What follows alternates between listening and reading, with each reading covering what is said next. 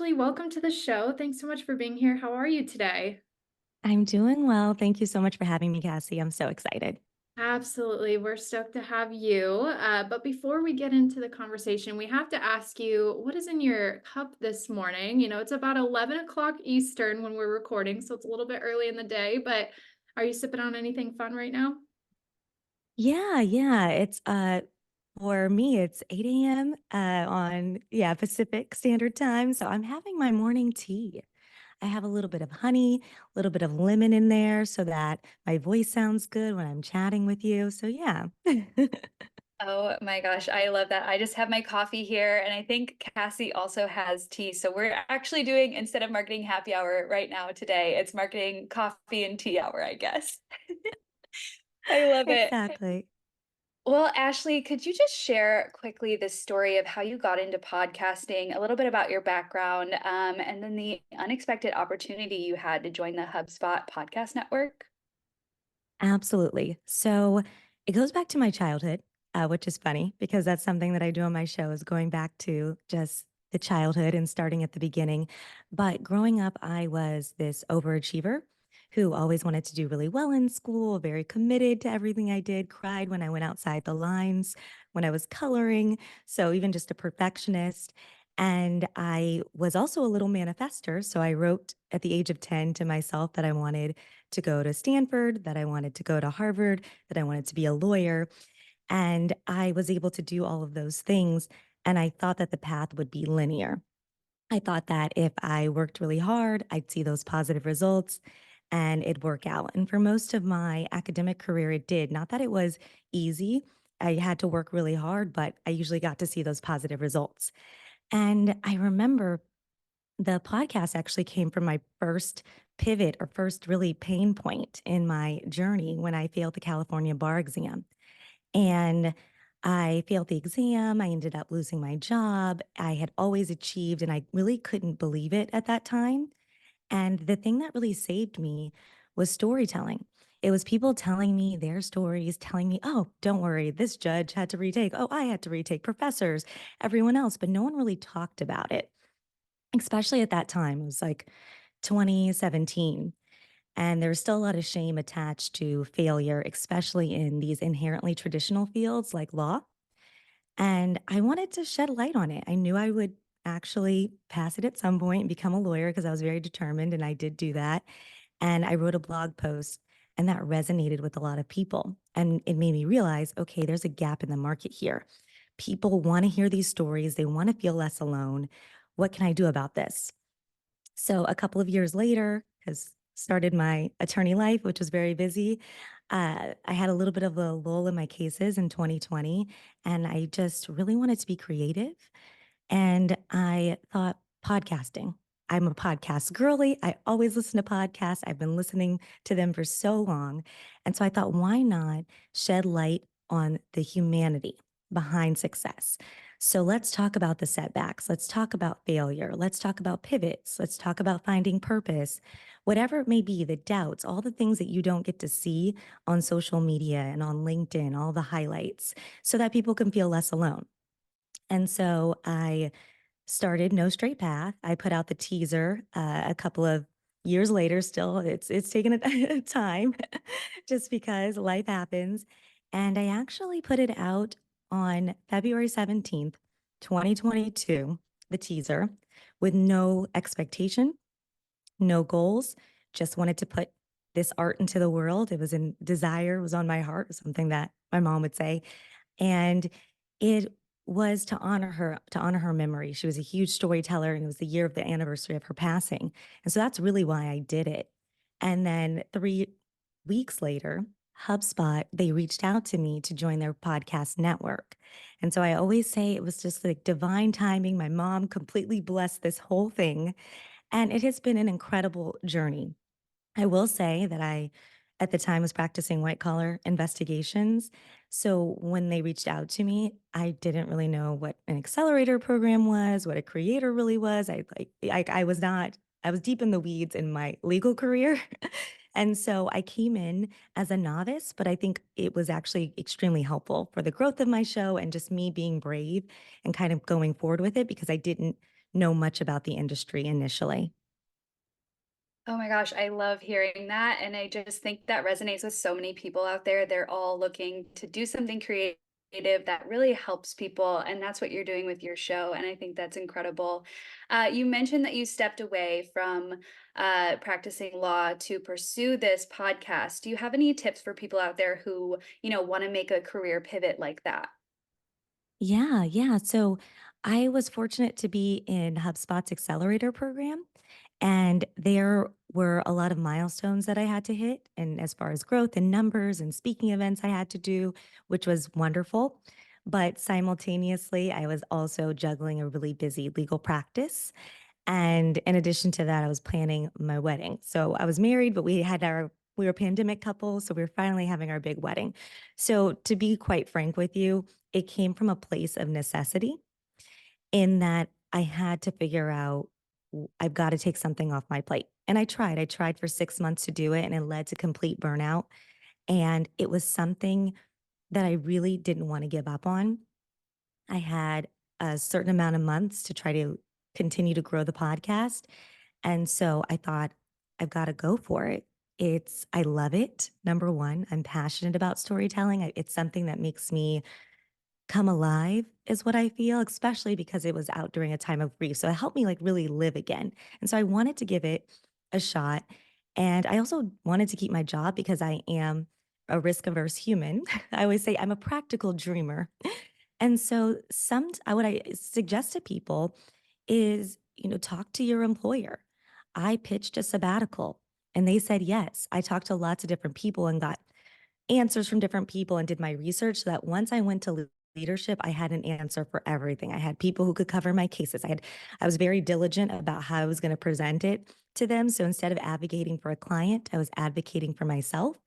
And I was fortunate that they said yes. And so I was able to embark on this journey. I wasn't getting paid, but still have my job if I wanted to return.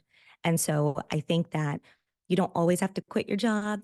There's ways you can always take a sabbatical. There are ways to side hustle, and there are ways to do it because I know that everybody's financial situation is different. Well, that's so good. And I know we can both definitely resonate with just that feeling of overwhelm and having to make a tough decision to step away from something. And I know there's a lot of marketers and professionals out there feeling something similar, but they're afraid of backlash for that decision or going to leadership. And so I'm curious, do you have Mhm. any just encouragement or word of advice for approaching those kind of conversations and just building the confidence to asking for kind of a new adaptation of what you're currently doing professionally? Yeah, so I think the first thing is try to find examples of other people who've done something similar. So the legal industry, as I said, is very traditional. They're like, a podcast? What are you talking about, girl? So, but people had left for political campaigns. People had left for clerkships. They had left for different things. And so I showed how it was quite similar in that you're just taking time to build a different skill set. And I really did. I mean, I built marketing skills, and we can talk about that later about how that's helping me in my new current role. But I do think that one, find the people that have done something similar so you can cite those examples. And this is some general career advice, I will say. Being able to have a big ask, you do want to have some relationships at whatever workplace you have. So I think it's important to always continue to build community and relationships so you can engender trust. And so what happened for me is, thankfully, people in leadership, I had worked for some of those partners. I had impressed those partners. I had, gone to witness interviews with some of those partners. So it was really great, and to be able to go up to them and say, hey, this is my dream. And I think the other thing is, these organizations are made of people. We're all human, right? And if something is your dream, I remember one partner, he didn't really get it, but he said to me, you sound so passionate. I'm not going to stand in the way between you and your dreams. He's like, I'd rather you stay and run this case because I had plans for you. But, so I think that like bringing the passion and the why, talking to other people, and then figuring out the best way to present it, because every person's personality is different. So someone's going to be like, I don't care about your dream or what you're doing. How are we going to cover the work? Do you have thoughts about this? Another person that might appeal to them. So it's also kind of like really talking to the people who know the other people that you need to get the inside information so you can present it accordingly. And it's very similar to marketing. Know your audience. So good. Yeah. And I think employers just overall appreciate transparency and vice versa. We as team members appreciate our leaders' transparencies. And so kind of setting Yes. that precedent for trust in that relationship, I think gives you a little bit more confidence when you're presenting maybe a sabbatical or even a new campaign or idea to where you might be a little afraid of presenting that because it's something a little bit crazy. But yeah, trust is the foundation with any relationship, especially in career. Yeah. Yeah. Well, let's talk. You mentioned storytelling. So I want to talk about that a little bit. So, why do you believe in storytelling and how do you feel it contributes to just connecting people, inspiring them, and building empathy across different people groups and listeners and community members that you have? Yeah. So I always say this. I think storytelling, it changes lives.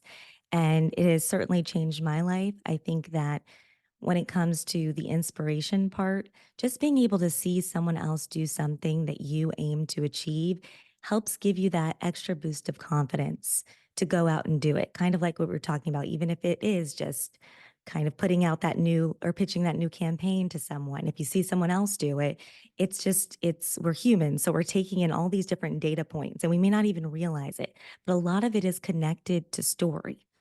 And in addition to story inspiring action, it also allows us to connect to one another because we can see ourselves in each other's stories. And even if there isn't a exact link or exact overlap, we can still get more empathy because we can understand that at least the emotion or at least the challenge that someone is going through. So you may not have experienced the same thing, but you can still connect to their story. And I think that allows us to see more than the social media highlights, than the curated news feeds that we might create. It allows us to see all the parts, and that includes the messy human parts. And so then you're able to have more empathy and honestly become a better person, right? I think sometimes, we also judge. Like I think it is a normal thing to do is you judge people for when you see them or you make quick mental shortcuts about someone. And then as soon as you hear someone's story, they always become more beautiful to me. They always become more relatable. And I think it's such a powerful tool that we don't always get to tap into. And I even suggest it in careers. So we can do it in podcasting because I think it's like everybody. What's so cool about podcasting too is I feel like everyone's a storyteller. So when you go to those big conferences, like you go to Podcast Movement, it's so amazing because you're just connecting with people and most people are pretty open and we're sharing our stories and everyone has an interesting story and we know how to tell it. And it's just I'm with my people and I'm vibing. But sometimes when I'm navigating more traditionally corporate spaces, your interactions can be quite transactional. And the way that I break that down is I lead with storytelling. I lead with vulnerability. I recently started a new role and I shared my story and then everybody on the team shared their stories. And then other people on the team said, "I didn't even know that about so and so." Because sometimes we're so caught up in our work, understandably, there's a lot of deadlines, external factors and pressures, we lose the story and the humanity. And that's what's going to bring out our best selves, our best work. It's going to foster community. And so I think it's the thing that we should always hold on to. Yeah, for sure. Well, and storytelling obviously should and can be infused in a number of different channels through email, social, etc. There's a number of ways to kind of project that out there to community members and audiences. But how is podcasting unique in bringing these stories to life and even just building a deep connection with your audience versus maybe some other platforms out there? Yeah, I think one, access. I think that no matter what you're doing in your life, I feel like you can access a podcast and you could be doing your laundry. You can be driving on your commute. Like, I think it's something that is readily and always accessible to lots of people, especially people who need to multitask. And that's a lot, most of us in our busy lives. And so I noticed with podcasting is that even on vacations, even during a holiday, you still want to connect with your favorite podcasters. You still want to listen to your favorite podcast over the holiday. At least I do. And I think with other platforms, I usually take a break. I mean, I have the time to read through a newsletter that day, or, sometimes I take social media breaks as well, but I don't ever take a podcasting break. And so I think that the accessibility makes it really different. And I think that when you say come to life, I like that wording. I like that language because you get to hear like someone's voice, and depending on the podcast, you get to see them. And so there's a deeper connection because you're really able to kind of understand them, I think, in a deeper way. And then sometimes, your favorite podcasters in your head are your best friends in your head. You don't even know them. Like some of my favorite podcasters, my best friends in my head. And then I finally met them. I was like, like we go way back. I don't know if you know this. And I have a really good friend of mine who said the same thing to me. People think she's also a lawyer. They think we met in law school, but no, she listened to my podcast and now we're close friends. So it also just like there's this comfort and familiarity, I think, that allows you to connect deeply with listeners. And it's pretty beautiful. Absolutely. We talk all the time about how it's like one of the most, intimate one-on-one connections that you can have with one of your audience members out there. Because you're right, they do feel very connected to you and they're listening to you every week and dedicating, 30, 45, an hour to what you're having to share that week. It's a huge way to just really foster that connection. And I think you touched on this, but I think that humans are really built for community, and a lot of times, especially after the pandemic, we're struggling to find that. So we are finding that in outlets like social media or podcasting, or trying to find those one-on-one connections with people. And I think podcasting is a great opportunity to kind of bring people together in that way. So I love that.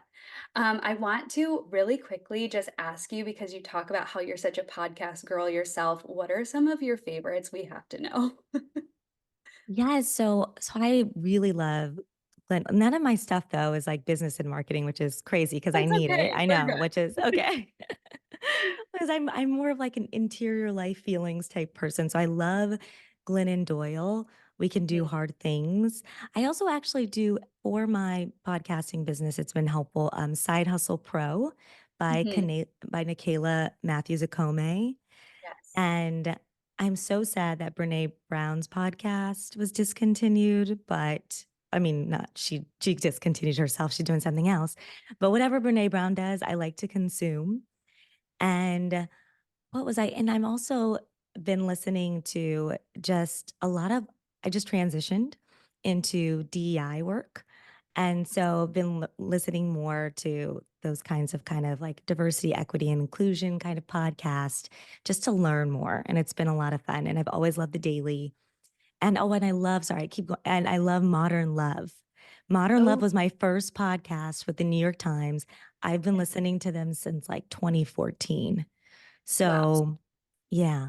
That's incredible. I love that. And we always ask people, what are some of your favorite podcasts? A lot of times it's just like the lifestyle, trying to, get some connection in other areas, not just your career. So I love hearing from you what you're learning and what you love. So I want to touch on what you're doing now too, within the DEI role that you hold, and some of the things that you learned throughout your podcasting journey that you spoke to, taught you a lot about marketing and things like that. Could you develop that a little bit more for us? Yeah, yeah. So it's actually been such a great transition. Before my sabbatical, I was thinking about where I wanted to go next in my career because, and this was where the manifesting comes in again. I wrote to myself in 2019, I like my lawyer work, but I'm missing deep human connection. I don't know how I'm going to get it. I know it might sound a little silly to write this down, but I need to figure out how I can get more of this into my life. And then fast forward later, I was able to do the podcast and I started to think about this human part. And I just became so fascinated with the intersection of work at the intersection of humanity and career. So that's where our personal and professional lives intersect. That's DEI, that's authenticity, that's well being, that's if work life balance, work life integration, whatever phrase you want to use, that's parenting. When we're full humans. And so how can we balance, how can we honor our work, but also honor our life outside of work? And so all of these questions are things I love delving into and digging into. And I was fortunate to get a job at a global law firm. So I'm still in the similar space. I'm still at a big law firm, but now I'm on the diversity side. And when I was an associate at my firm, I did a lot of the DEI work already. And I was really passionate about that. And I noticed that I kind of lit up doing that work. And so now that I'm in this role, the podcast has actually been so helpful because we are working on a podcast and they've been asking about my input. They asked to see my newsletter when I was interviewing because they wanted to see my writing skills and marketing skills. And I've been working a lot with the marketing team. I'm head of comms for DEI. And so all things that I actually did not learn from practicing law, I actually learned from podcasting. There's a big skill set there that's really applicable to the work that I'm doing now. And so it's been incredible. You never know what, you know, your podcasting marketing journey, whatever journey you're on, how that can influence and help you in your next role. And so it's just fascinating. The thing that I worked so hard for, which I'm grateful for, and it does help me being a former attorney is extremely helpful for this role. But the podcast is actually very helpful as well. So yeah. Yeah, that kind of goes back to what we were talking about earlier of just building trust with your team and your leaders, because I think paying attention personally to the areas that you get super excited about and may not necessarily be tied to your current role, but just speaking up and sharing, hey, I'm really passionate about DE&I, or I'm passionate about business development or whatever it is, and letting your leader know that. And maybe there's a way to kind of implement some of those tasks in your day to day so that you can kind of practice your passion in that way. So that's amazing. Yeah, yeah. Thank you. Yeah, that's exactly Yeah. how it happened. Yeah, absolutely. Well, we have to ask about just podcast growth as well. You kind of alluded to some of those benchmarks you had to hit. And so curious if there were any specific strategies or tactics that you found particularly effective just for building your podcast community over time. Yeah, absolutely. So the first thing I'll say is podcasts guest swaps, I think has been the most effective way to market the podcast because you get to connect with someone else who is in similar kind of audience, and that audience tends to be sticky because if they like you and you're similar to the person that you're going on to their show, and so there's usually like a synergy there and a connectivity where those guests are actually, or those listeners are interested in coming, and checking your show out. And so I think podcast guest swaps are extremely helpful.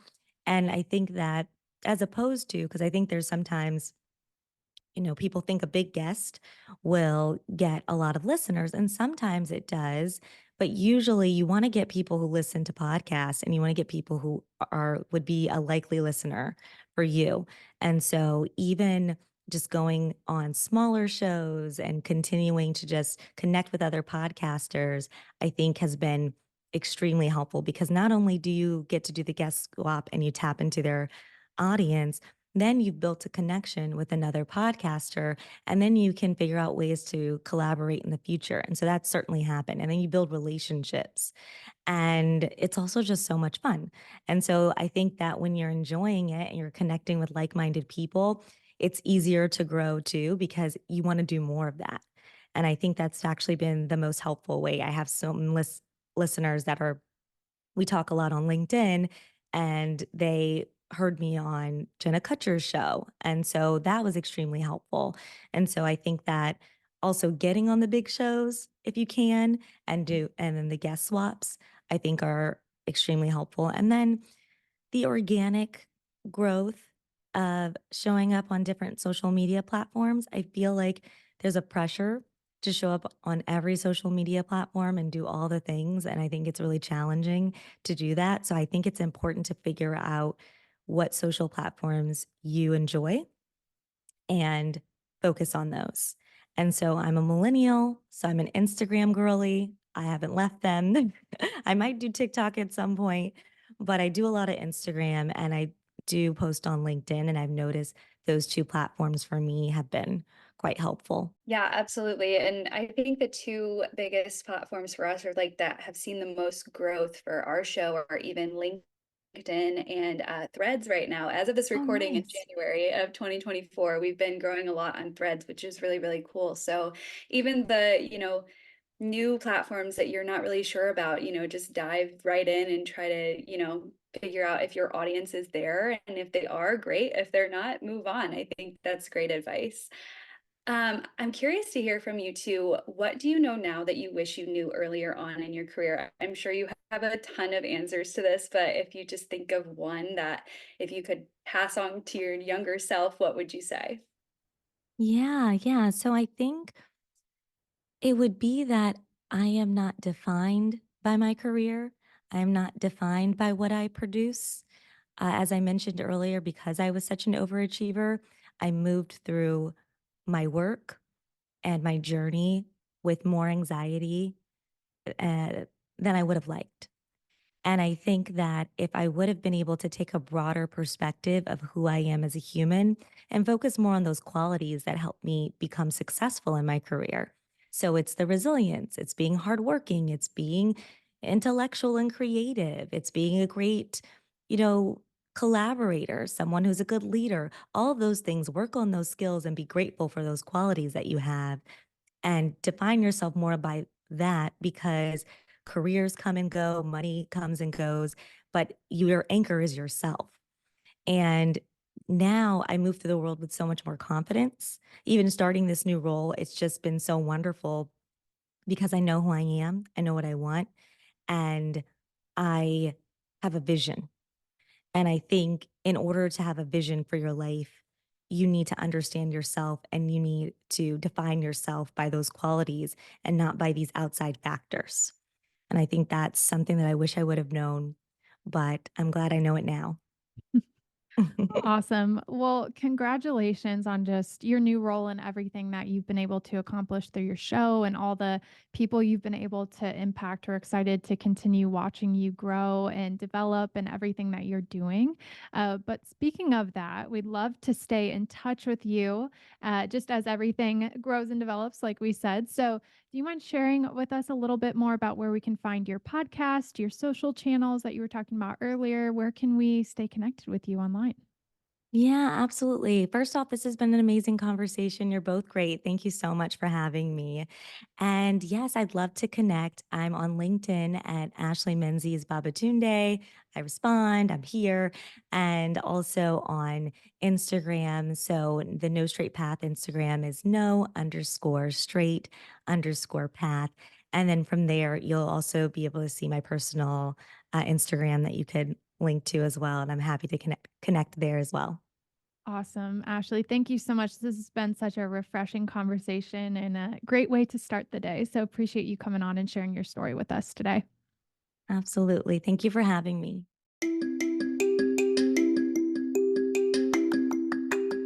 We are so excited to share that our first ever free marketing happy hour digital resource is now available. Download the Dream Career Game Plan today at marketinghappyhr.com/freebie. That's marketinghappyhr.com/freebie. This 5-step workbook will guide you through defining your goals, building your network, diversifying your skills, influencing where you're at, and investing in your growth. Cassie and I created this resource with marketing careers in mind, but the framework can be applied to any industry. Our hope is that this workbook will help you truly elevate your career, whether you're in the market for a new position or just looking to make your mark in your current organization.